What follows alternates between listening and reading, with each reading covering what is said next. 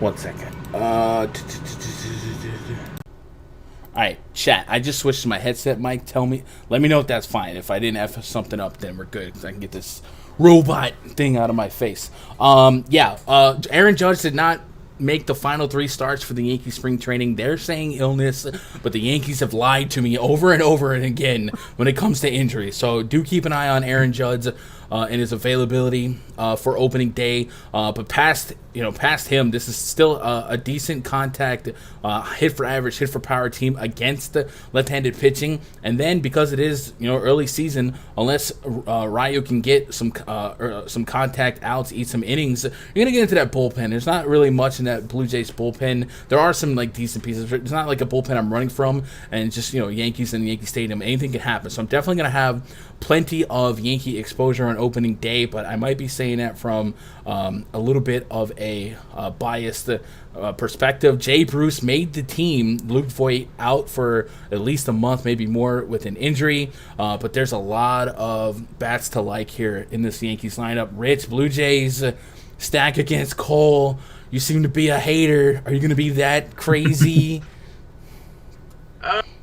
Probably not. I'm probably not, but I don't mind. I don't mind taking the Blue Jays money line here. It seems like we're not going to get a lot of Cole. Yankees have that good bullpen. If Ryu can bounce back from his horrible spring training, he has been a solid pitcher. It seems like he struggles a little bit secretly against lefties, which there's potentially going to be only one in the lineup. So I'm just saying, Toronto, a sneaky little pick there. Yeah, I mean, he's a strike throwing guy, though. You're crazy. I'm not taking no Blue Jays money line. You're out of your mind. But yeah, sure. Also, I don't know. The Yankees bullpen is still strong, but Zach Britton's down for the count for a while, so it's just gonna kind of be using guys like Chad Green to bridge the gap between the starters to the closure. Aroldis Chapman has had some blow-ups in spring training. We picked up the Sidewinder from Baltimore. So the bullpen's not as elite as you might think. There is some question marks. Ottavino sent to Boston. So maybe there's going to be some growing pains early on to bridge that gap. I think Cole is a guy that is a strong shot for 6 innings, and then you try and get to that 8th using a Chad Green and Darren O'Day, guys like that. But I don't think the bullpen should be as scary early on as you might think, and as the general public might think. With that said, on the FanDuel side of things, it's one of the more hitter-friendly parks in the league. I think the Blue Jays do come at a really, really reduced rate because of the matchup.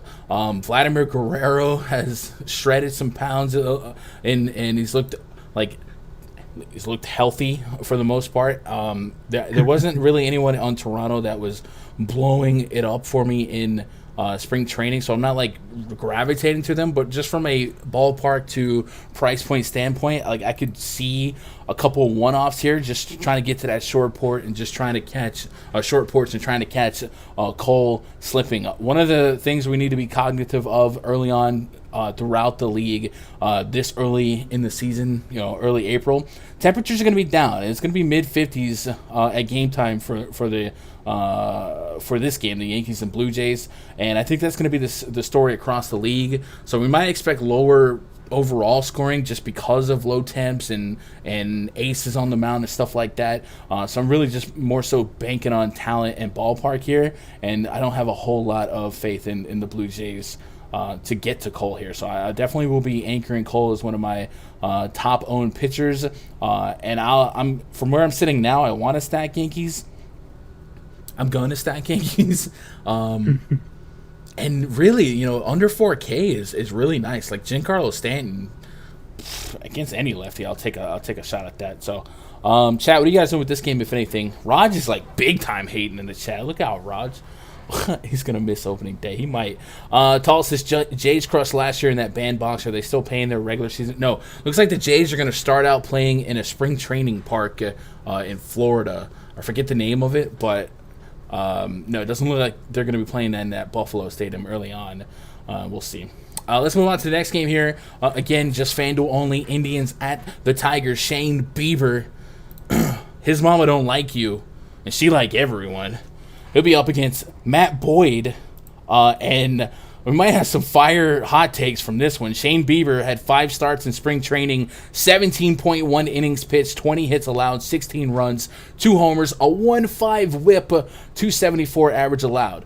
All right, so 16 runs in 17 innings sounds like crazy, but the good news, most of those runs came against the Angels, where sloppy defense saw 9 unearned runs, 8 unearned runs, and he gave up a bomb. In his last spring training start, he faced 24 batters in 5.2 innings against a watered-down Dodgers lineup.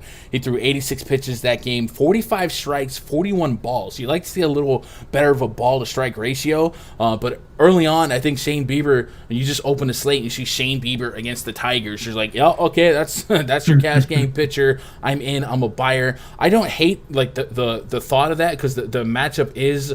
it's still the Tigers. They have made some changes in the offseason, but Shane Bieber's just like an elite, a Cy Young caliber pitcher. Last year, a 206 xFIP to lefties, a 209 to righties, 40% K rate to both sides of the plate, low walk rate. It's not going to waste a lot of pitches, and the Tigers should just be pretty weak overall. So I do think Shane Bieber, if I had to guess, probably is elevated towards your highest owned pitcher, at least in short entry formats. And then on the other side, Matt Boyd, maybe this is a why can't I quit you spot. He had 5 starts in spring training, 18.1 innings, a 1.15 whip, 231 average allowed, 19 Ks, 3 homers.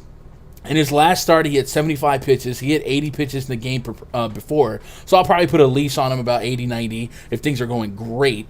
And he did execute 3 pickoffs in spring training. So I say that to say this, like Matt Boyd does long-term offer a home run problem. But if we can get, cooler temperature parks, this Indians team is not as strong, losing Francisco Lindor. Like they lateraled at best, but probably took a step backwards in talent. I think Matthew Boyd is justifiable as a tournament play.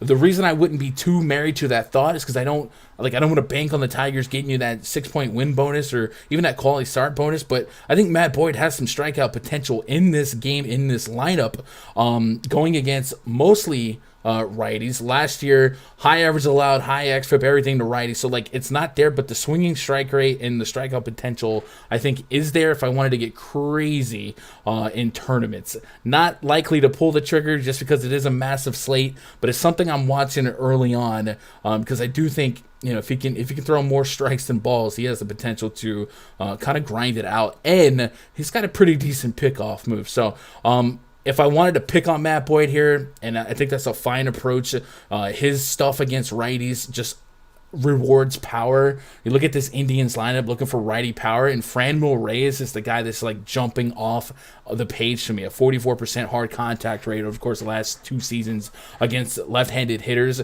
And then Jordan Luplow, not a ton of sample size on him, but he's kind of breaking my bomb detector as well. So those are kind of the 2 names I might be chip-and-chairing for a homer. And then if I probably don't get too cute and pick on Bieber here. Jake, we'll throw it to you. Bieber in cash, Bieber in everything. Bieber is a lock. This slate's the ultimate. How do you feel about spring training? Because if it's it's spring training, he was just warming up. This is about as good as you can ask for. The K rates are going to be there. Bieber's an elite pitcher. You're probably playing Bieber. If you believe in spring training and believe he's going to start off rough, then I mean, I'm not going to say stack Tigers because they're still the Tigers, but they're very cheap, and Bieber did not look good other than one game against the Rangers, which is possibly a team worse than Tigers, one of the few.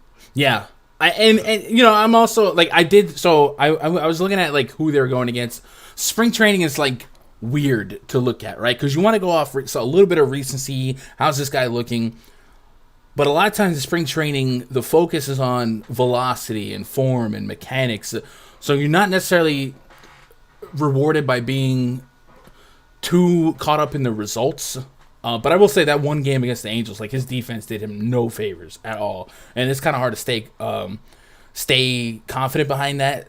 You're losing a guy like Francisco Lindor. There's going to be more of that leaning on an infield like Rosario and guys like that to kind of make up those plays. But yeah, I do kind of agree with if he's going to be higher owned, I don't necessarily think I want to fade him just because of the ownership, but I think there's if there's ever a day for pivots, I think there's plenty of pivots today. I've already talked about Cole. When we get to like Maeda and Yu Darvish, like there's going to be more people that I'm in love with today. So I don't necessarily feel like I'm obligated to play Bieber, especially on a one pitcher site. So I'll be juggling that thought as we get closer and closer to lock. Not much I want to pick on him with. He did have a home run problem to righties last year, but it seems like that might be noisier than his metrics suggest because he had a sub 30% hard contact rate to righties. So I do believe that there's going to be some regression to that 1.53 home run per nine, and I just don't have the interest in any of these Tigers individually. Maybe all bets are off once the bullpen gets in. I don't really feel like either bullpen has that lockdown hammer, and maybe you just chip and share some of the talent here. I think Jose Ramirez, he's an interesting name to put out there because FanDuel this year did introduce multi-position eligibility, and I think you can get away with playing him at second base, third base, and the util. So even if you're not like in love with the first matchup, you might get into that Tigers bullpen and benefit from something. And I don't even know, like he's the most expensive third baseman and most expensive second baseman. So I don't even know that he would be contrarian, but like you can do so much more with him now, putting him in three spots. Is there any way like you get to this Indians stack? I feel like I could make a case for J-Ram, Franmil, Luplow, and if a Rosario got in there, Ahmed and or Eddie, I wouldn't hate life. But I do think, like, right now, Reyes, Ramirez, and Luplow, they kind of look decent when I look at my metrics. It's just Reyes' strikeout percentage is a little high, but that's just, that's the game we play, strikeout or homer with a guy like Franmil. Rich, what do you think about that? You want to stack some Indians? Tough, because Boyd's definitely someone who's won me money in the past, but he does have a bit of a home run problem. His velocity is like around 88, 89, that range. So if he is not hitting his locations, his ball's usually flying.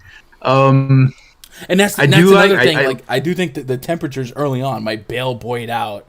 And we might get to a spot where Boyd's looking like a hot trade deadline guy, but really he just got bailed out by cold temps. Like, it's supposed to be 34 degrees when I'm looking at in Detroit. Oh, jeez. Like, a lot of those fly balls would just die. So I don't think it's crazy. And looking at like his splits for like the past 5 years too, he's always started the season really well, and then towards when it gets hotter, that's when he usually gives up like the 300 average. Mm-hmm. That's kind of interesting. If it's going to be that cold and we're thinking fly balls might die, the one thing Bieber didn't fix last year is his line drive to lefties. Yeah. If it actually got significantly worse. And the one thing the Tigers do is have infinite amounts of switch hitters. Robbie Grossman, 2700 special.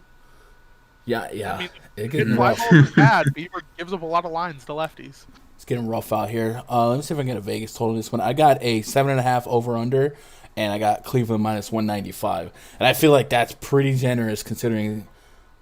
I mean, I guess maybe I'm underrating Cleveland's offense.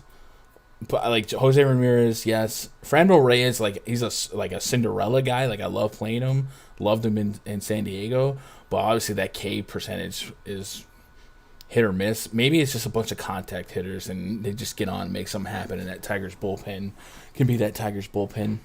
But pretty doggone cold here. So not really a source of high like stackable runs anyway for me to like go after. But I could get behind, like I could understand the ranges of outcomes behind Boyd not being the worst play, maybe some value to go get you some Coors bats with some strikeout potential. Like I think I've heard people speculate Brad Keller would be a little bit more trendy to get Coors bats, and he doesn't really offer the same strikeout potential that at least a Boyd would if he, 12-14% swing and strike rated his way into some closer calls with the cold air kind of helping him out to keep some balls in the park. So I'll put him down in pencil. I might land on him.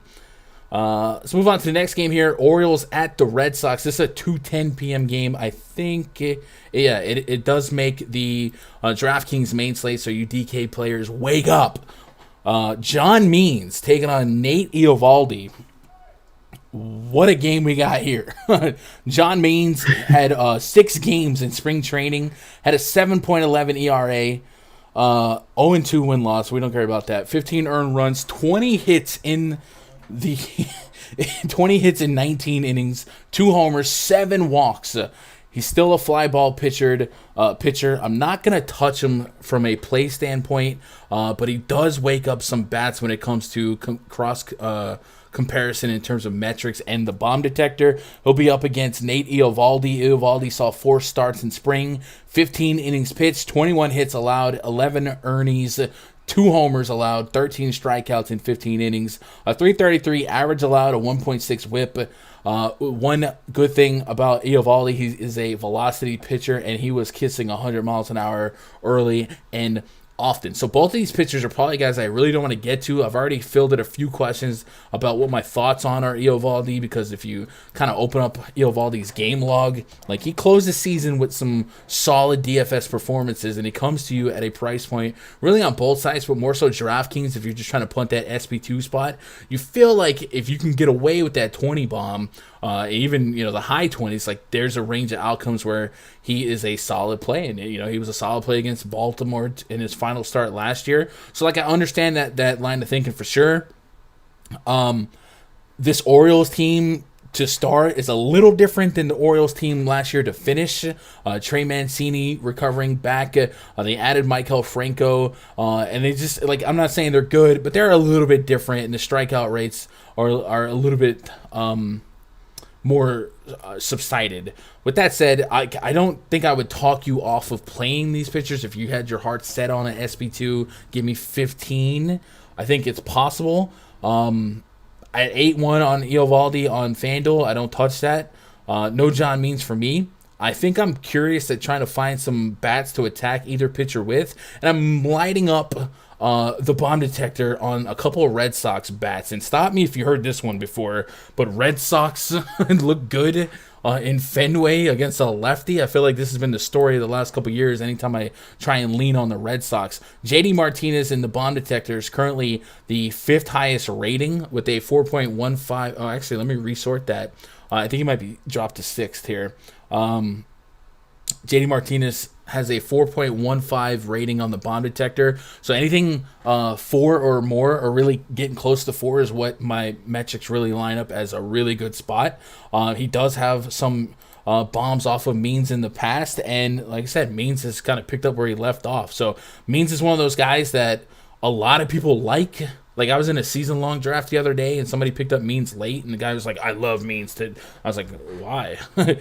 Against righties, he just has not – he hasn't shown it. Like, he just hasn't shown it the last 2 years. XFIP over 5, well over 5, high home run per 9. I'm not there on Means as a play. I can understand a backdoor case for Eovaldi, but if I want to pick on Means here, JD Martinez, I'm liking a shot at him. Means also gave up a 1.86 home run per 9 to lefties last year. The hard contact and the fly ball rate kind of lower than that number suggests, so I'm going to assume that's a sample size spike. But you can give me some JD here. You can give me Kiki Hernandez, a lefty masher from the Dodgers. I know several people just like vomited in their mouth from that terminology, but Kiki Hernandez, JD Martinez, even Xander Bogaerts, all guys I can get to, and they have Hunter Renfroe. It's like that's his whole existence in life is to hit some obscure homers off of lefties. So there are some guys to put in my back pocket. What do you think, Rich? You gonna stack a couple Red Sox in a lineup here and there? I mean, it just seems like that's how Chalk is where Chalk is heading to is the Red Sox, which we saw so many times last year. And because of that, I kind of want to like pivot off. Now, I don't mind getting like a little cue and going to the other side of the ball on the Orioles, like a little mini Orioles stack in this one if we think it's going to be a high scoring game. But I don't know. My gut says that Means is going to like pitch decently, but you got to play JD against the lefty. He just doubled Martinez, just dong Martinez. And is Kike, you think they're going to keep him in after Means leaves? Is he going to be a platoon guy? That's a good question. I'm assuming that he came here as an everyday guy, but I don't know that for sure. We have a 9.5 total in this one, by the way, and Boston's favored by 170. Boston's bullpen projects better than the Orioles bullpen from where I'm sitting right now. So I'm assuming like he came here as an everyday guy, but I don't know that for sure. Yeah. That would actually make sense too, because he is like a guy that can play outfield, he can play shortstop, so it makes sense that once he came out, like if they wanted to move him around, he can still stay in the game. Yeah.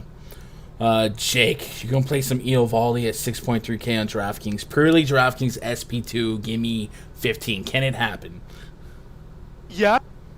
I don't know if I'll do it. I could go either way on Eovaldi. If you told me you want Eovaldi to 15 at that price on DKS and SP2, I'm like, okay, that makes sense. I get it. On the other side, if it's like, oh, I want to play Mancini, Santander, Mountcastle, I wouldn't question that either.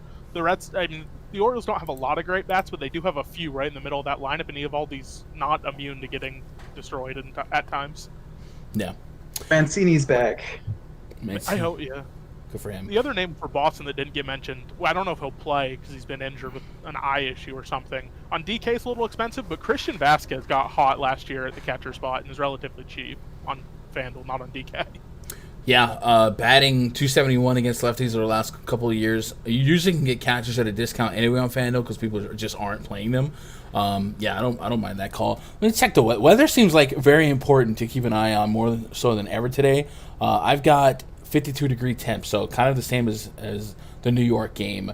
So maybe and I'm not as concerned about Boston because pull hitters can still get rewarded. Even like fly balls to left will still hit the wall, the green monster, and the pesky pull. So I'm not too worried on that one. I do think I'll get to some bats here in the game totals.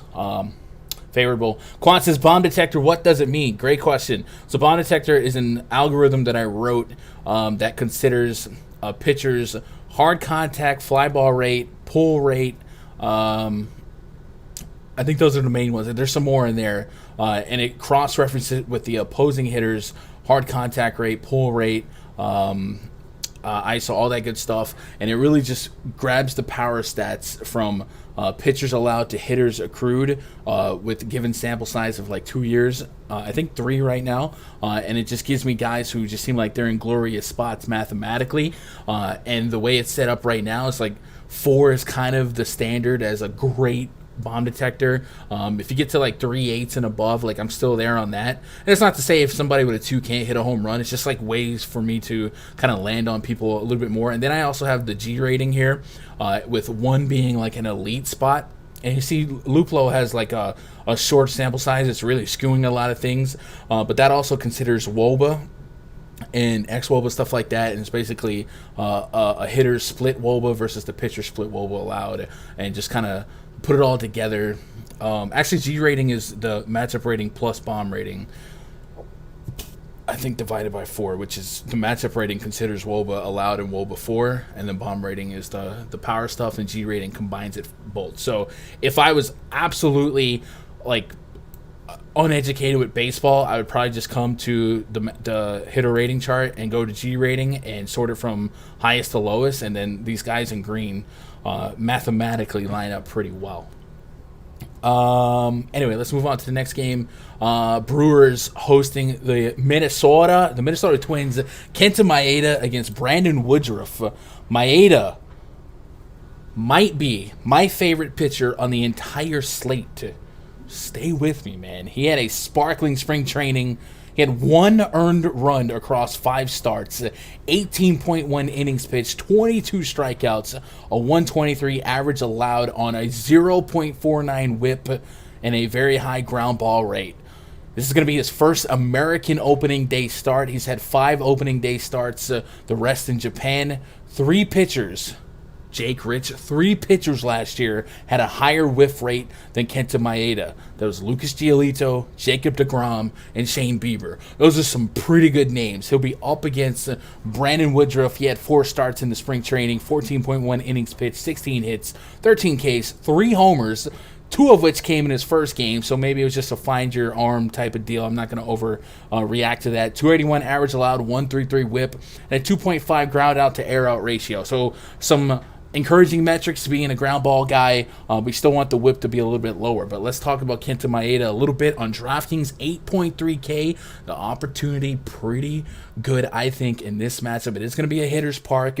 The environment a little bit more controlled. I still call it Miller. I don't know what it's actually called now. So it's going to be climate controlled. So maybe that's a spot where you're like, hey, I can take advantage of some hitters. But man, Kenta Maeda is just hashtag good. Last year, a 227 xFIP to righties and a 311 xFIP to lefties. Extremely high K stuff. I just really, really like Kenta Maeda today. And I think at 8,300 on DraftKings, he could, when you think about the opening day nuances of pitch counts and whatever, I think he has a case to compete points-wise at the end of the day with a Bieber or a Cole. And I guess neither of those are on the slate, but I guess Yu Darvish in the context of the DK slate. Yu Darvish, people are talking about Kershaw. Like, Kenta Maeda just seems like that's the guy for me. So he might be my highest owned DraftKings play. Brandon Woodruff's the guy that I always feel like I want to play because his underlying metrics are sharp. A 3.5 xFIP last year to lefties, a 3.17 xFIP to righties, high K stuff, great ground ball rate. I just don't know that I woke up and chose violence to pick on the Twins on opening day in Miller Park. I think I might try and get some Twins exposure. This is still a dangerous offense. Max Kepler, Donaldson, Jorge Polanco, Sano. I guess did Nelson? It's an NL game, so no designated hitter. So I guess no Nelson Cruz on opening day. Maybe that waters it down just a little bit. They also added Andrelton Simmons. Maybe I don't stack the Twins, but I could see myself getting to a Kepler opening day Miller Park share or two. Jake, I'll throw it to you, man. Kenta Maeda, bro. I'm in love, man. Are you gonna talk me off this ledge? So I'm not. I agree fully with Kenta Maeda, although you mentioned it. This could be the one spot with the indoor park of American Family Field here. Such a bad name. No, I love Maeda here. I can't do it. I can't go against him. I think he's a great play, especially on DraftKings where you're playing two pitchers. He's only 8.3. You don't have option to Cole or Bieber. So I love Maeda. I will say, opening day, I'll get it out now. I have an addiction to playing Brandon Woodruff. Mm-hmm. I just love it. His K upside's there. I play him pretty much every chance I get. Same. Like his metrics, underlying metric, advanced metrics, just like I want to play him. But man, I guess if there's a day to pitch against the Twins, it's when they don't have a DH, right? Like I'll take some interleague advantages, I guess. Him being $300 apart from Maeda with such a rough spring training, I kind of don't think I get there, but. There is some strikeouts in the Twins lineup. They got 39% on Miggy against righties the last two seasons. Byron Buxton, we know he can strike out. Jake Cave, Ryan Jeffers, and then Maeda's gonna have to pick up a bat. And I guess you could make the case now. You know, Maeda having to pick up a bat as an AL pitcher. You know, maybe they go to the pinch hitters a little bit sooner if they had to. So maybe that is a knock on Maeda that. You know, his leash might be just a little bit shorter just based on game script, but I don't know. One question that I just noticed: why does Brandon Woodruff have the third highest hard contact on the Brewers? he's got that good wood. Rich, what are you doing here? All right, so these are like if I'm crazy, I'm playing like. I don't like playing up on opening day because we all know that the pitcher's not going to go out and pitch 100 pitches. So, like, I wouldn't be surprised if Bieber only goes like 92, 95, gets pulled earlier or something like that. I love Maeda, but we saw a couple times last year. I mean, again, another pitcher who's won me a lot of money is Kenta Maeda. We saw a bunch of times last year where he's lost control and they take him out of the game at like 68, 69 pitches. So that is a concern being in a National League park. However, with him as your opening day starter, I think he at least goes 5 innings. I love the matchup. The only one I'm scared of really is Christian Yelich and Travis Shaw, but last year Travis Shaw didn't look like he used to look, so I love the matchup there. I also am not afraid of Brandon Woodruff on the other side. I think this could be a somewhat pitcher's duel until like the 5th or 6th inning. So I don't know. I just love this matchup, both of them. So let's talk ownership here for a second. Is anyone playing Christian Yelich on like what like his price in contrast to like the rest of the slate? with guys like Harper below, a couple Coors bats a little bit cheaper. Like, is it plausible to get to 5-6 Christian Yelich against a really tough matchup against Maeda? Like, I don't think there'll be ownership on him, and I love, $100 more. I'm in love with the Padres today. So maybe if you're looking for that low-owned solo shot or two solo shot or two shots, maybe Yelich at 5-6 is sneaky. I don't think I get there, but I will say those of you that are like new to baseball, these aces will give up some bombs, man. It's not completely off limits to bet on the talent of a hitter here and there. And Yelich has really good numbers against righties. And he would definitely I think we'd all agree, Yelich would be the number one problem for Maeda today from a pre-flop standpoint. So, yeah. Dangley's Mofo says, I'm going to need you to put some respect on his name. Former Dodger great Kenta Maeda. Maeda was so good last year. So good. Let's move on to the next game. Cubs hosting the Pirates. Chad Kuhl taking the start here for the Pirates up against Kyle Hendricks. Kuhl is a little bit all over the place, but we've known him as a guy with some lefty struggles, a 284 average allowed to, some righty struggles, 266 average allowed to righties last year in 39 innings of sample size total, so you split that in half. At best. And then against lefties the season prior, he had a low average allowed but extremely high power problems with a 1.57 home run per nine allowed, a 38.6 hard contact rate, and a very high walk rate. So basically what I'm saying is I'm not playing Chad Kuhl. On the Hendricks side of things, he's 9.1K. Hendricks is one of those guys that really, really annoys me. If we go to that pitch report, I'll show you why. It's because I don't like to play low-velocity pitchers in 2021, and I just have this stubbornness where I don't play him. He had a fastball that sat at an average of 87.4 miles an hour last year, but it was a plus graded pitch, and then he backed it up with a 72-mile-an-hour curve and a sub 80-mile-an-hour changeup. You just feel like that velocity should be getting smacked, and it's not. He's been super, super solid from a result standpoint, inning eater. K percentage against righties is 17%, something to be scared of. But the Pirates are not something to be scared of, generally speaking. This looks like, there might be some farm teams that could take the Pirates deep into games right now. So I do think Hendricks has a case at 7-7 on DraftKings to be a viable option at maybe 16 points and a win. It looks like it's going to be 36 degrees, wind blowing in right now, but with Wrigley, double check that the morning of. But I do think this time of year, it's going to benefit a guy like Hendricks, a ground ball guy. So I don't think I get to Hendricks on FanDuel much, but I think on DraftKings, if we're just looking to pair a couple of, AK pitchers, I could see myself with some Hendricks and Maeda combos, knock on wood, and hope for the best. On the Kuhl side, with his power struggles to lefties, Jock Peterson has joined the Chicago Cubs, and he led spring training in home runs with 8.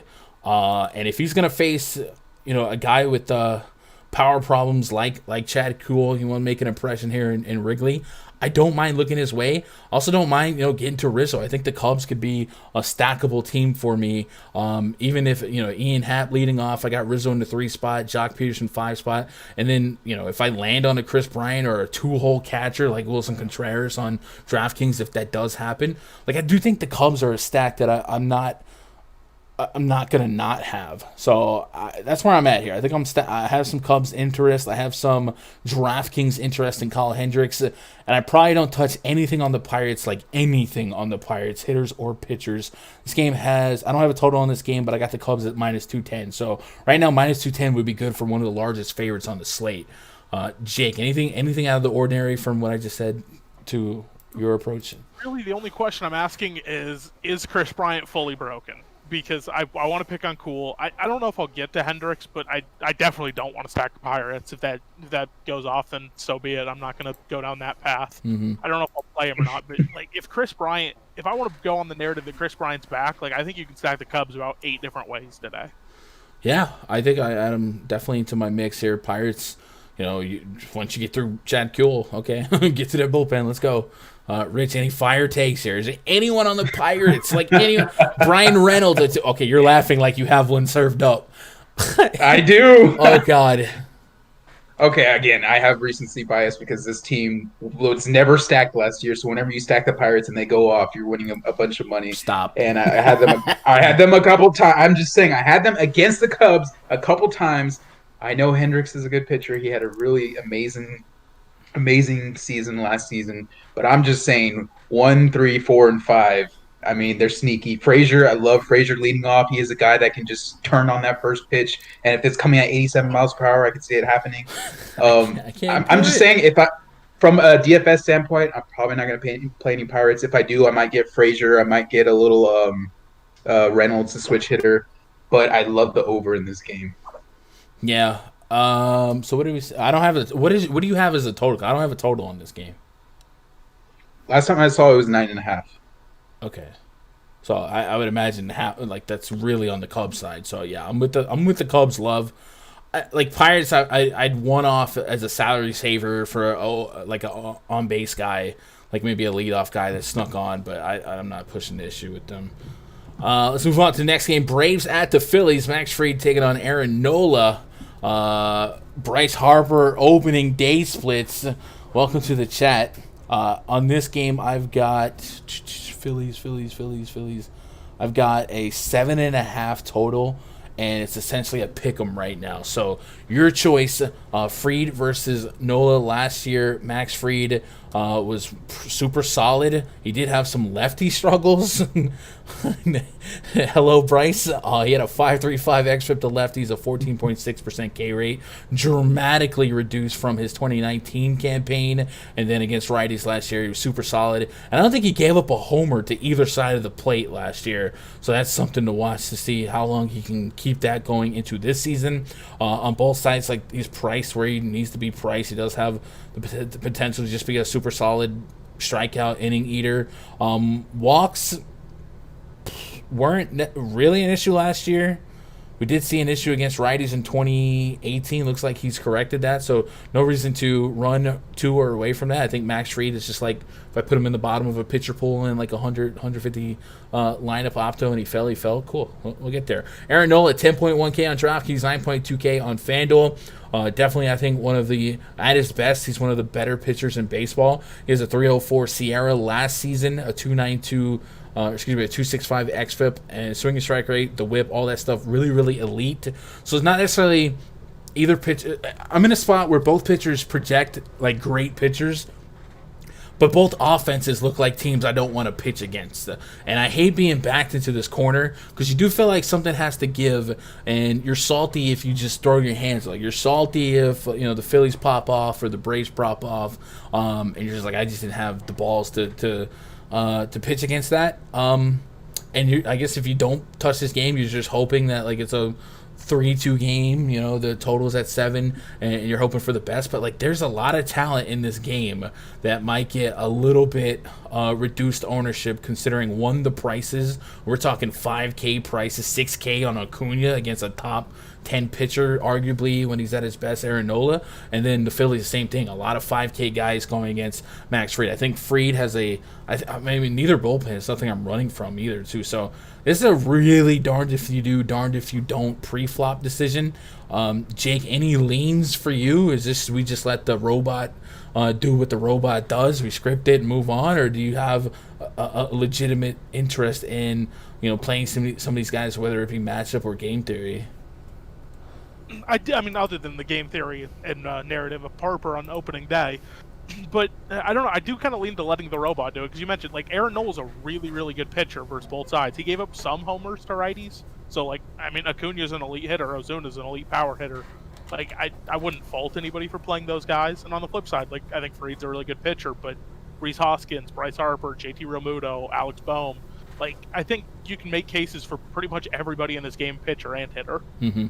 Wide range of outcomes, and this will be your introduction to variance if you are new to baseball. I don't like necessarily maybe I'm a little bit of a cop out. Like I don't necessarily take or force a strong stance here. Like I could see myself in 150 max having exposure to these pitchers and having exposure to the offense. Call it a head stack, if you will, but that's kind of where I'm at. Rich, you've been all over this Bryce Harper opening day narrative, man. Give me these Rich splits. All right, if you're just looking at at I don't have I was looking at the opening day splits and it was just so much to put, but he has like about 5 home runs on opening day. And if you just wanted to if you just want, hey, I want a BABIP guy that might home run. Bryce Harper, 4 for 13 with 2 home runs off Max Fried, who struggles against lefties. Yeah, that's pretty much all I got on this one. This is looks to be a low scoring. Was Fried the pitcher that got hurt in the playoffs, like tore his ACL, or was that a different guy? I think Soroka got hurt. I think Free got hurt. Oh, too, there we go. Never mind. Yeah. Soroka yeah. blew up his Achilles, I think. Yeah. Oh, okay, yeah. Okay, so never mind on that. We got. I just We're knocking on the door of 50 degrees for this one. It's kind of a lazy cop out, but yeah, it can go either which way. I think if I'm building, I guess the best way to say it is single entry. I probably don't have this game any which way, but as I start expanding on 100 lineups, yeah, I have a little bit of each side, and bullpens, all bets are off. So that's kind of it, right? Let's move on to the next game. Marlins hosting the Rays. We got Tyler Glasnow taking on Sandy Alcantara. Glasnow is 10K on FanDuel, 8.8 on DraftKings. Alcantara is 8.5 on Alcantara. I don't know what I would say. Is 8.5 on FanDuel, 6.5 on DraftKings. So 6.5 is kind of that SP2. Can he do it? Won't he do it? Can he do it? Get me Coors price point. Glasnow, of course, elite strikeout potential. Do worry about his control and his pitch count early on, but I think from a matchup standpoint, he's as talented as they come, and in Marlins Park, it's gonna be one of the climate controlled parks, and it still projects to be pitcher friendly. Also, they made some aesthetic changes, I think, to the batter's eye. They got rid of the aquarium or something. So the aquarium behind home plate.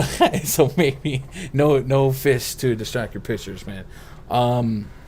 Vegas wise, this game has a I don't even see this game on my sheet here. Marlins.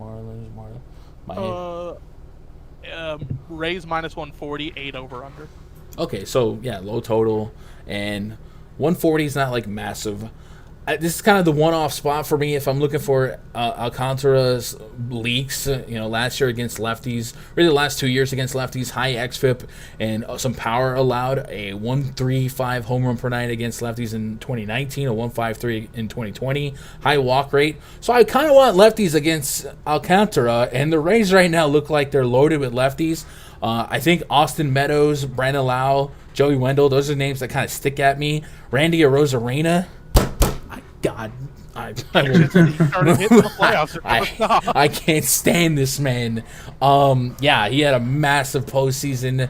So I guess you could argue 2, 3, 4, 5 in my projected lineup here as a pretty solid stack. And then there's some guy in the 7-hole, Jake, that you might Best player in baseball. You might throw into the mix. I guess for Glasnow to make a strong decision or strong lean, I would probably want some indicators on his pitch count. But at 10K on FanDuel, I don't know. I probably don't land there. 8.8 is a little stronger of a case on DK. I guess he's in play unless I knew that his pitch count wasn't what I needed it to be. But yeah, I think a Ray stack early on projects well from a matchup standpoint. Jake, take it away. So with Glasnow, his final spring training start was against the Twins. He worked his way up to 79 pitches. But in those 79 pitches, he went 5 innings, 3 hits, 2 walks, and 10 strikeouts. So he was mowing down the Twins, and no offense to the Marlins, I don't think they have the same firepower that the Twins do. Not quite. But I can get to Glasnow for sure. I want to stack Twins. I mean, I like Yoshi if he is leading Rays, off. yeah. Meadows, like you mentioned, pretty much everybody in the top half. I think the Rays might be a sneaky good hitting team in the right spots this year. Yeah, I mean, you have to overcome some strikeout obstacles, but you're going against a guy like Alcantara that plays more like a contact pitcher. Swing and strike rate's closer to 10%.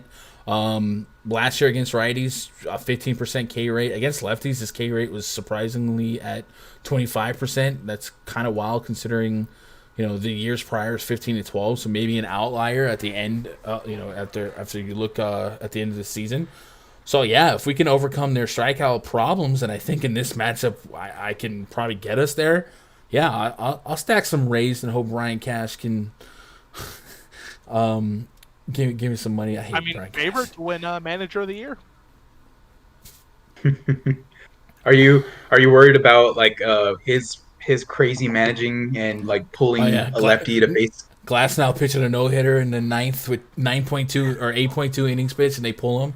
Yeah, No, he would never be pitching a no hitter because he wouldn't start the game. They'd have an opener, and he's pitching no hitter 2 through 8. yeah. Mm, If there's a league to be had in Glasnow's game, I guess if you look at the last 3 seasons, home run here and there to righties. Is there some power and like, man, I Brian Anderson, yeah, Adam Duvall added to the squad. Maybe a one off to surprise you here and there, but yeah, I really got no front end inclination to get too exposed to the Marlins lineup, other than allowing a couple one offs to make the random homer part of my player pool. So that's kind of where I'm at on that. Let's move on to the next game. Reds hosting the Cardinals. We got Jack Flaherty taking on Luis Castillo. This game offers a. Jake, you got the number on this one? Where are my numbers at? Let me open up Labs. Cardinals, Reds.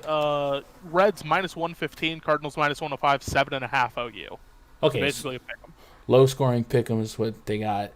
Two pitchers that could go any which way. I think Flaherty's got great stuff. XFIP has been really, really strong against righties the last 3 seasons, and last year it looked really solid against lefties. He still struggled with some line drive and some home run per 9 problems, and that might really wake up in a small ballpark like the Great American Ballpark. But I do think he has the talent and the strikeout potential to kind of overcome that for a solid fantasy day. On the red side, Luis Castillo, kind of the same song and dance, just an elite XFIP last year against righties, 1.76. Only went 66 innings, but it's not his fault. It's a short season. Against lefties, walk rate still up there, and that's been a problem the last couple of seasons. So if he can throw some strikes here, I think he has a shot at a great day. And this is an interesting spot because this Cardinals team, like if you were new to baseball and you're like, oh, Cardinals got Goldie, Arenado, Yadi Molina. Like, this sounds like a heck of a team. They got some young guns too. Like, it could be a team that pops off in a small ballpark. But if we're trying to play on Luis Castillo's strengths, his strengths is right-handed heavy lineups and staying away from lefties. And Edman, Carlson, Justin Williams, and a pitcher. Like, I think this could be an upside spot for Castillo. And I like his price on both sites. The pick'em has you a little bit spooked on like maybe banking on those 6 points for FanDuel. But nonetheless, like still a super solid spot. And in Cincy, I would imagine we're not dealing with egregious temperatures. I got 40-degree temps. Maybe the temps help out the ballpark a little bit more, but he's already like a super high ground ball pitcher. So Castillo's in the pool for me here. Flaherty, I'm indecisive on Flaherty. I think he's got the stuff to be in the pool, but the Reds are just kind of one of my sweetheart teams, man. Look at these names: Jesse Winker, Castellanos, Joey Votto's kind of feel like he's declining, but his stats may be better than you think they are. Suarez, Moose, like they got some fun names here to throw in a tournament a lineup with a plus park. But I will lean on the side of temperatures early on and talent early on to maybe suppress the upside in this game. But I still feel like I'm more, as crazy as it sounds, like I'm more likely to pitch against Goldschmidt and Arenado with Castillo splits versus Flaherty's. Jake, where do you end up on this one? Yeah, I really like Castillo. You mentioned it. He's been great against righties, doesn't really give up any power, keeps the ball on the ground, low average, insane strikeout numbers. And, Justin Williams maybe, but, like, Carlson was terrible. Tommy Edman's really the only lefty in that lineup that is a proven threat. Mm-hmm. Arenado, I don't want to say I think he's in a fall-off spot, but, like, his numbers have been declining. He no longer has Coors, albeit this is another small park, but it's not 5,000 feet in the sky. Yeah. Not bad, but he's definitely not the Goldie of old. Like I think this could be a prime spot that Castillo, we could see, like, assuming pitch count, 6 innings, 10 Ks, maybe one earned off like a Tommy Edman double followed by Arenado or something. Yeah, that's kind of where I'm going to be a little soft here and I'm going to have Castillo in the pool. I'm going to have to kind of meditate on how much I get to him because on FanDuel I really do want that win. But even on DraftKings, like it's not unlike him to go a strikeout per inning and maybe get a quality start out of the deal. Rich, got any fire takes here? Your boy Goldie. First off, F Castellanos, because every time I play that dude, he gave me a solid 0. I love Luis Castillo, but the dude, if you're looking for a safe pitcher that like safe floor, pretty solid upside, I don't think it's Luis Castillo. He has a He has a walk problem, and we've seen it before. Okay, but and the like, Cardinals. let's isolate the problem though. It's a walk problem against lefties, right? Like you're not gonna struggle as much against. Look at all these 30 bombs last year, and against St. Louis last year he dropped 34. Like it's not NBA to say that he's gonna do that here because the lineup's different. But the walk problem is against lefties, and he's like right now I got 3 projected lefties, 2 of them being switch hitters. Like I think you might be over. I understand what you're saying. We've all been on the wrong side of a Castillo start, but I think a lot of that is before last season. I think when he was going through even more growing pains 2 years ago, and the lineups were a little bit more lefty loaded. Like I don't think this lineup is going to be like. I just think it plays to Castillo's strengths as is. It might come out really different on opening day, but I don't think I can't judge him on walks if I can isolate it to really being more of a lefty issue. Oh, like I just feel safer at 9,200. I feel safer paying 900 less for Maeda, and I actually think Jack Flaherty gets the win in this game. Like I don't know. I like him more than I like Luis Castillo. But like again, Luis Castillo does have that high upside with his strikeout stuff, and this is a team that can strike out a lot. But I also see Tommy Edman at the top of the lineup, who showed a little bit of extra last year. Goldschmidt, who has the eye of gold. Okay, buddy. Kind of falls off a little bit. Yeah, no, it's a cliff. I think the most common range outcome for this game is that it probably gets decided by the bullpen in the 7th, 8th inning, and then we all get screwed out to win. So I'm not gonna pick on I don't see myself. I would love to stack these Reds. The temperature and everything might push me away, and these guys are all over 4K. Like I kind of like these are fun names for me, but I think there's a couple one-offs here, and I'm going to leave my stacks pretty concentrated elsewhere. Move on to the Coors game. There's a lot of debate in this one. If you have Marcus... Did that game lock yet? I saw Marcus Morris got ruled out, by the way, if anyone missed out on that. Did he? He's been scratched, so if you have props on it. I know they were joking about playing Nick Batum. No, that game you have another 40 minutes for. Oh, okay, so Nick Batum season, let's go. Clayton Kershaw up against German Marquez. This is the debate of the day, right? Because Kershaw is going to come to us at 9K on FanDuel, 9.5 on DraftKings, and I just have like a long-standing rule where I try to avoid pitching in Coors if I can help it. Especially I try to avoid pitching 9 to 10K guys in Coors if I can help it. And then I take one look at this Rockies lineup and I was like, oh, it's a little bit rough post Nolan Arenado. So I have to say this. I do think Clayton Kershaw got more hate last season than he deserved. But I feel like I'm going to take the safer approach and not get to Kershaw in this game. But I like more so this game than ever. I don't think you're crazy if you went there. Like, I can understand it. It's in the mid-60s. Like, it's going to be one of the higher temperature games for the most hitter-friendly park in the league. Which is why, like, I don't want to pitch Kershaw. I think the Dodgers' prices on both sites, like, they didn't really distinguish the Dodgers being in Coors over other teams and spots that they're in. Like, the Dodgers should project as, like, the best team on the slate, the best team in the league in this matchup. Early in this environment, and like I think a lot of people are just going to scramble to find a couple SB2s and full stack Dodgers. You come at me with a Mookie, Seager, Turner, Belly lineup, Muncy, and like there's no talking you off. Like I'll be there too. Corey Seager tied. We talked about Jock Peterson having homers. Corey Seager had 8 homers last year. He was one of the best hitters in the league Statcast wise in terms of hard contact. So I'm there on that. By the way, Bobby Dalbec had 7 bombs in spring training. Add that to the lore for the Red Sox stack against Means. But yeah, Dodgers stack good. Kershaw though is the debate, and I'll say that says I'm not playing Marquez. Jake, is 9K Kershaw, 9.5 on DK? Is that like viable considering that this is probably the warmest game, most friendly park on the slate? Do you get there? I won't. I would rather, at 9,500, I would rather drop down. We've talked about Maeda a bunch, but even in the last game, I'd rather drop down and take Castillo over Kershaw. Both in small parks, Coors always did a little different. And just, I'll hope that Trevor Story and CJ Crone get to him. Yeah, and that's the thing. Like, I'm gonna stack Rockies too. I'm just gonna like. I do think the Dodgers pen, all that stuff is, really strong. But yeah, you're gonna see me with some Story Blackman lines. CJ Cron too. Charlie Blackman. I'm not a BVP guy. I'm not.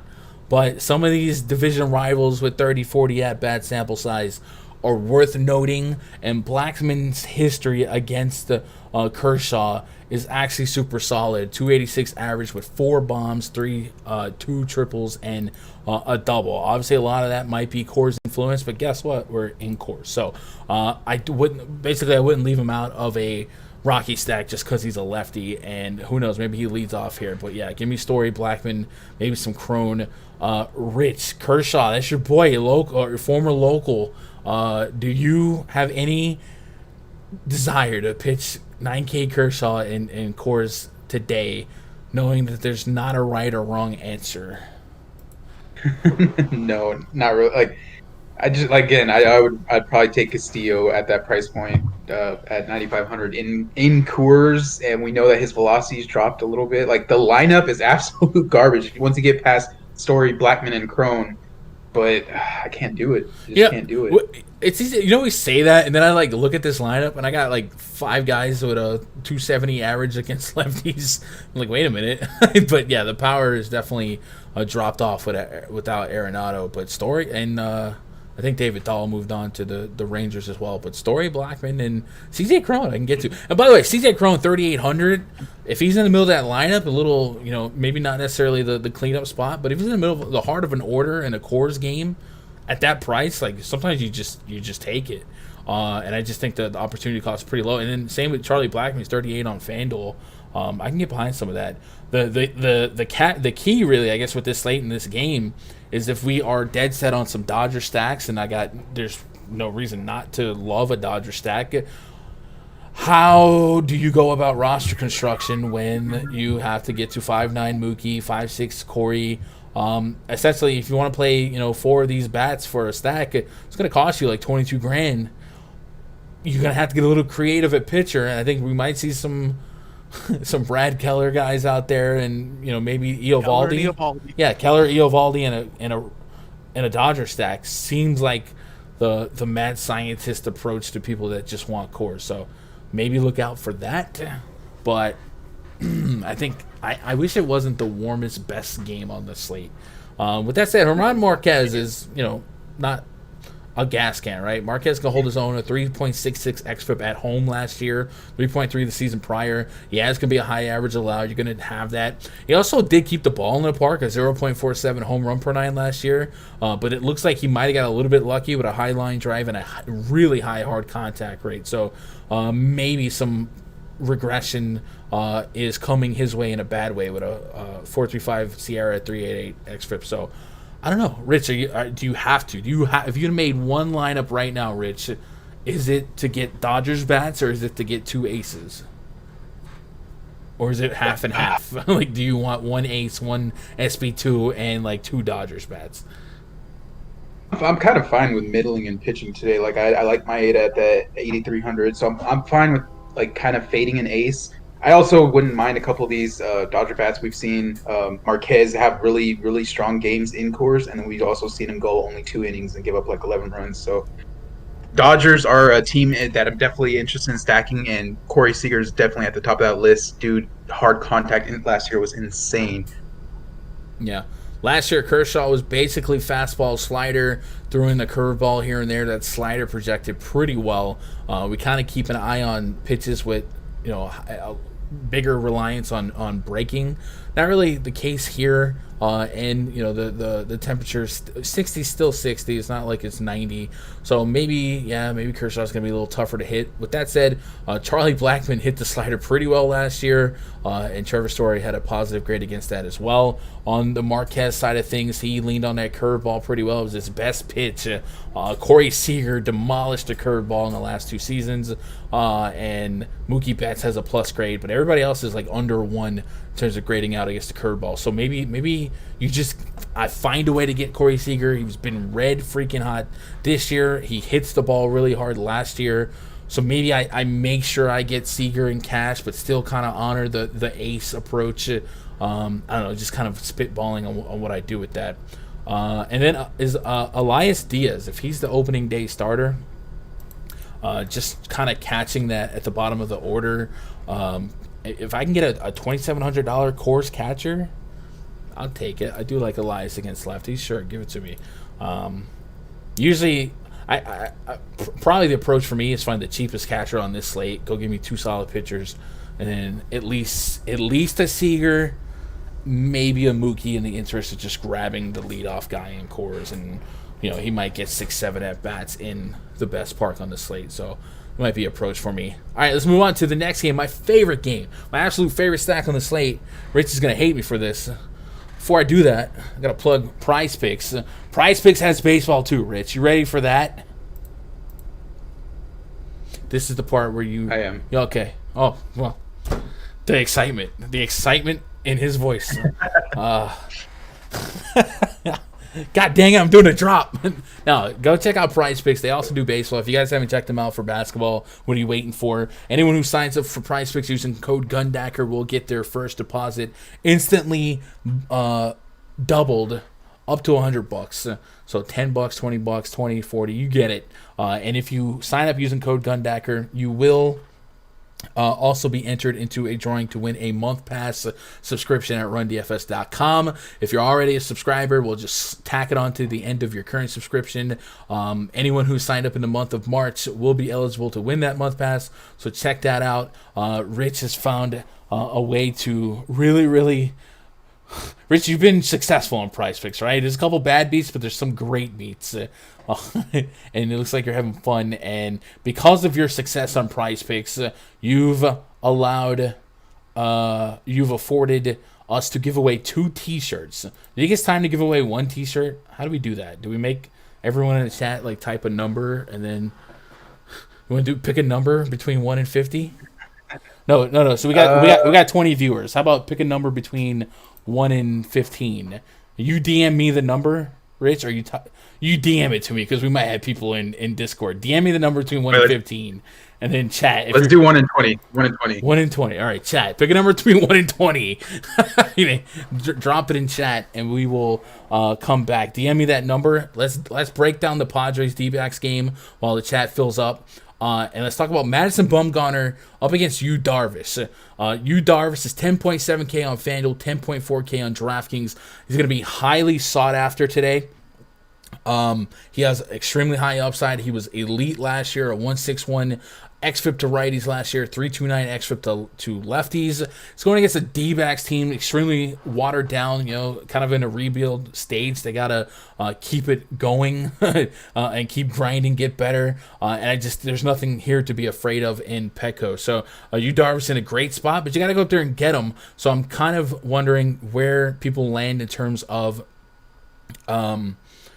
ownership, because I could see a pressure is on to get some Dodgers, and I can also completely understand wanting the upside of Darvish, but I think if there's a day for some alternate floor ceiling rate, like a 30 fantasy point game, like it's on opening day, we have plenty of other starters in good spots. So I'm curious to see where you guys will land on Yu Darvish. And then let's talk about Madison Bumgarner. Madison Bumgarner in the last 3 seasons has just been really bad in terms of power, and there was a couple seasons where he was able to hide in AT&T or Oracle Park, and then you took him out last year and you put him in Chase Field. His K percentage went to what has to be a career low 11%. Now it's only 36 innings in sample size, so I think that's going to come up naturally. But a 304 average allowed, a 362 home run per 9 allowed against righties last year. The hard contact through the roof. And the hard contact has been there for years to righties. And I think because of his, because of the park, AT&T being the most pitcher-friendly park at the time, I don't think it was that obvious. Anytime Mad Bum hits a slate, you're going to see me loading up against him. And the Padres are probably my favorite stack on the slate. Fernando Tatis, Manny Machado, Tommy Pham. You give me them. You can even give me some Will Myers. Like, I'm in love with the Padres stack, and I will be egregiously invested into that take. So let's go to Jake. I guess, first of all, Jake, your thoughts on where you'll actually land on Yu Darvish in context to trying to get the bats that you want, and two, are you with me on some Padres? Darvish, I think, will end up being a fade from me. I mean, he's a great play. I can't argue like his validity as a play. Somebody wants to play him, it's obviously a top tier play. But with the Dodgers prices, the Padres, Tatis, Machado, I love Padres. That Tommy Pham price is the most disrespectful thing I've seen DK do. Yeah, that's bad. 3,100. What's going on here? But yeah, like I have the real debate. Yeah, like I'm gonna want high price bats from either the Padres or the Dodgers. Like I think they're both elite stacks here. Rich, Mad Bum's your boy. You're a lifelong Giants fan, chat. Is it time? Yeah. There was a time when I had to accept CC Sabathia was we got to take him out. And then CC found the cutter and he bounced back. Hey, maybe Mad Bum on the cutter. I do think, I definitely think Mad Bum, that point of the career where, maybe you pick up as a lefty, you pick up the phone, you call CC, you call Andy Pettit, and hey, what can I do? I do worry about him being a little stubborn because CC felt like that too. CC just wanted to throw 100 and beat you. But magically, what can get me away from the Padres righties? Nothing. I'm there, so I'm gonna need you to admit it that we are stacking Padres on opening day. And it's in Cali, right? So I imagine the weather. Yeah. Let me see the weather report. I got 79 degrees. There's no shot. This is my favorite stack. It's not even a debate. Hottest game on the slate, likely by far, against Mad Bum. Yeah, Rich. I'm enjoying this. By the way, I'm milking this. I hope you understand. All right, so we got Rangers versus Royals. Just kidding. Yeah, okay. So my only concern isn't Mad Bum. It's not the Diamondbacks bullpen. It's just that park. Petco Park is set up with the marine layer to the winds of the ocean kind of knock the ball down. Stop it. All right, chat. Well, let's give away a T-shirt. So looking at the guesses in chat, the game is guess a number between 1 and 20, and Rich DM'd me. Here's the DM. He DM'd me 16. So, Rich, I see a 14 and an 18. So, do we just give them the 2 T-shirts? We're giving away 2 shirts, right? Quan and Balderas? All right, we'll do that. So, Juan and Quan, if you're on Twitter, twitter.com/Gundacker, DM me and give me size info and what shirt you want. Gundacker.live/merch. We have the RunDFS.com shirt and we have the Gundacker Gaming shirt. It's up to you. Whichever one you want, make it in black. We'll send it to you. And we get it sent out. So twitter.com/Gundacker.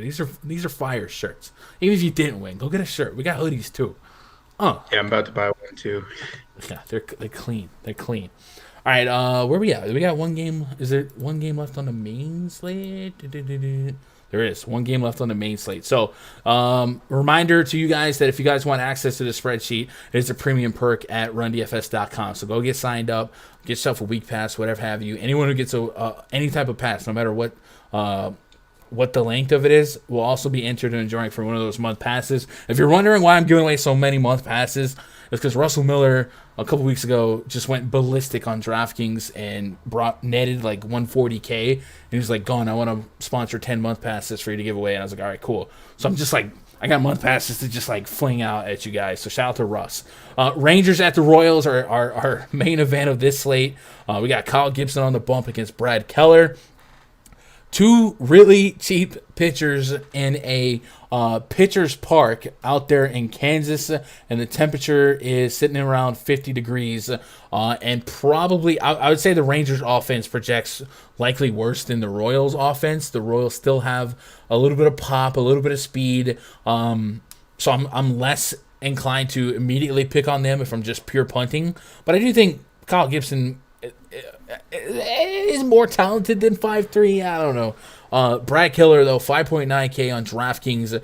It's going to be essentially a pure contact guy. He does have a walk problem against lefties, and I think this is where the rubber hits the road. I've already seen so many people tell me they're going to play Brad Keller as an inning eater to kind of get you that SP2 spot against to fill out that Coors lineup. But that 12% walk rate to lefties, a lot of projected lefties in this Rangers lineup, so I could definitely see a range of outcome where that comes to bite him. But when he does put the ball in play, it's a 53% ground ball rate last year to lefties, 50% to righties. So you're playing him to eat innings, and he doesn't really have the strikeout potential to kind of make up for earned runs. So I'm indifferent on whether or not to take shots on him. I guess if I want to go attack some strikeout potential, maybe at that price range, I'd be more inclined to look at like an Eovaldi. And then same with what Kyle Gibson last year, a sub 10% swing and strike rate and a 1.57 whip. Like neither pitcher is somebody that I would, price aside, like I would look at their metrics and be like, yeah, I want to play them. I say that to say this. I don't think you're crazy if you really just want to punt them to get you 10-15 in a core stack. But the Royals' offense might be fun, if nothing else, if they're healthy. They added Andrew Benintendi. They got Whit Merrifield, really solid hitter, steals bases.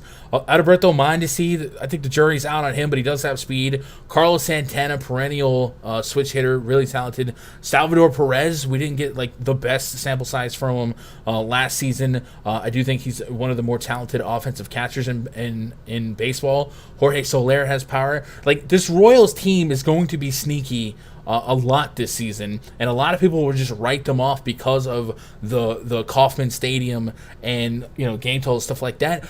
I could see myself landing on some of these Royals bats and not feeling the worst. The only thing is, you feel like you shouldn't have to pay over $5K for a Royal stack each, like 5.2 for Merrifield, 5.3 for Mondesi, 5.2 for the catcher. Like you feel like the sites should have a more fair system to kind of designate that, because you're not that far from the Dodgers prices, and then it's just like why, and then it just becomes more of a what results or like range of outcomes, what actually happened. But pre-flop, it's so hard to be like, yeah, I like the Royals over the Dodgers. Like just to like go look at some of these Dodgers prices real quick. 5.9 on Mookie, 5.6 on Seager, 5.8 on Bellinger. Like, should the Royals really be a couple $100 away from Dodgers and Coors? I don't think so. Maybe that makes them way more contrarian and more lucrative, but that's kind of my beef against them. I do like the prices on FanDuel, much more conservative and fiscally responsible, I think. So I maybe as a FanDuel player, I'm leaning more to some Royal stacks and stuff on FanDuel. But Jake, I'll throw it to you here. Do you see yourself getting to these pitchers in core stacks, and is there merit in cherry picking from this game, or even stacking the Royals side? I do think the Royals have a case for a couple of hit for average guys, some stolen bases to benefit the stacks, and of course some power here and there. Are you see yourself getting there, or is it Kauffman just going to keep you away with alternative options looking a little bit better? The combination of Kauffman and being a DK player, I think this game's pretty much pitcher or bust for me.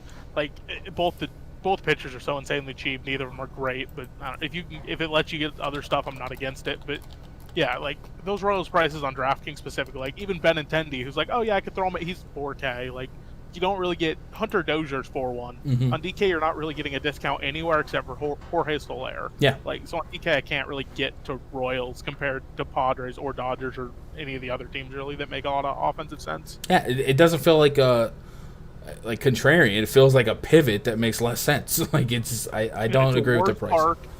Worst park, worst players in a lot of cases. Like I love Whit Merrifield. He's not as good as Corey Seager. Mm-hmm. Yeah. Agreed. Rich, any fire takes here? Not really. I'm kind of depressed about the Padre thing. Hey, buddy. Anyway. No, because I'm totally, that's my favorite stack too. So Padres, yeah. I'm gonna cry as I press submit. And then like you'll be proud to lose money. Let's go, Mad Bum. Let's go. I knew it all along. All right, so I guess chat, that's it, man. If you guys got any lasting questions, comments, concerns, throw them in chat now. I know these breakdowns can get a little bit boring, but that's baseball. So I'm gonna try and have some more process orientated videos up, a little bit more shelf life, and a little less or something that's a little bit more average attention span friendly. So look out for that. But I guess at the end of the day, if I'm making a quick pull, just a quick pull, without pricing in mind, yeah, I'm gonna go have some Darvish in the mix, Castillo, and this is for DraftKings. Maeda, maybe a little Flaherty, and I think we're all kind of in agreement.